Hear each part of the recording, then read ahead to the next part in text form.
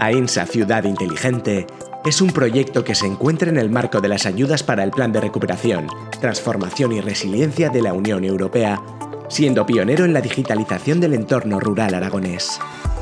Este proyecto es la primera piedra en un proceso de desarrollo hacia una mayor innovación, digitalización, sostenibilidad, accesibilidad y gobernanza. Aínsa ya está catalogada como uno de los pueblos más bonitos de España. El año pasado recibimos de la revista National Geographic el nombramiento del pueblo más bonito de España. Desde el Ayuntamiento queremos continuar trabajando en esta línea para continuar ofreciendo lo mejor del territorio y todo lo que nos aporta nuestro municipio. Este proyecto en concreto sirve para tener una experiencia más agradable para los visitantes, sobre todo en la época de mayor afluencia. Y también uno de los temas más importantes para nosotros, que es el que los vecinos y los turistas tengan una mejor convivencia juntos.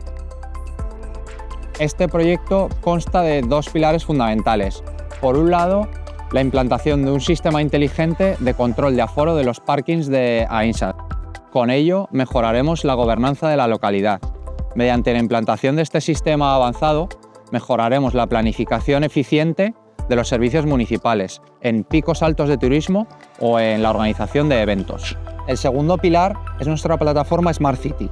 Con esta plataforma facilitamos la recopilación, visualización y análisis de datos, utilizando tecnología de inteligencia artificial para optimizar la gestión en la respuesta urbana. También servirá para la centralización de los datos recogidos en futuros proyectos de digitalización. Se trata de un proyecto de economía circular que aplica las tecnologías más punteras con una empresa de Aragón como es Enbow. De esta manera favorecemos la economía circular. Enbow ha sido pionero en conectividad en Aragón. Ahora queremos serlo a través de servicios inteligentes y digitales en el territorio. Y qué mejor que hacerlo a través de proyectos como este de Aínsa.